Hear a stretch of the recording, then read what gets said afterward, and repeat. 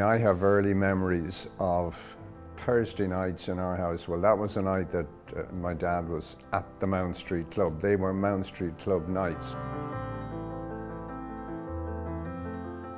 My name is Charlie Delap. I'm a trustee at the Mount Street Club Trust.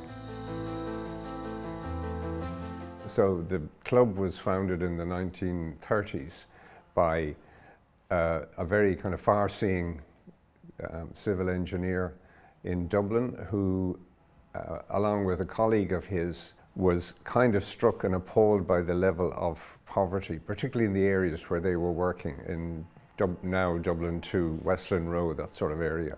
And so they decided, we've got to do something. So what they did was they said, no, we won't do a kind of conventional charity collecting money and giving it out, because that just seems to set up some kind of cyclical thing. We've got to do something more original. So they set up the idea of a Mount Street, of a club. The idea of the club was that you had, you worked, you were able to do some work, but you didn't get paid a wage or a salary. You got paid for the time that you put in.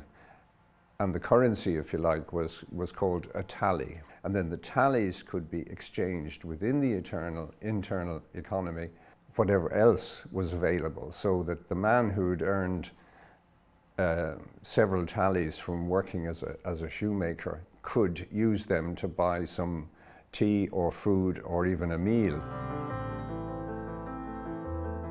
My career was as a social worker in Dublin, first for the old Eastern Health Board that became the HSE. Shortly after the Eastern Health Board was born, and the whole development of community care took place. And then later, in the sort of last half of my career, was with Dublin Corporation, now Dublin City Council, again as a social worker and as a team leader, but being involved in a lot of different levels, including policy making and pilot projects and all sorts of different things. As you would imagine, it gave me a kind of particular insight into the levels of deprivation and how people actually had to manage in Dublin at that time. We're doing this sort of interesting kind of pushing the boundaries kind of work, or trying something different in the trust-based philanthropy approach with the different organizations.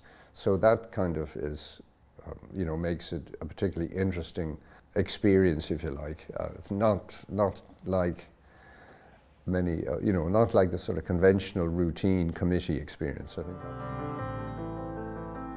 I mean, they were both lowercase socialist, as David Shanks, who wrote the obituary of my father, described him. And my mother was the same. They were an interesting pair, if you like, because they were Republican in small r, supporters very much of the state from the beginning, which was a little bit unusual, not unknown, but a little bit unusual for people from Protestant South Dublin.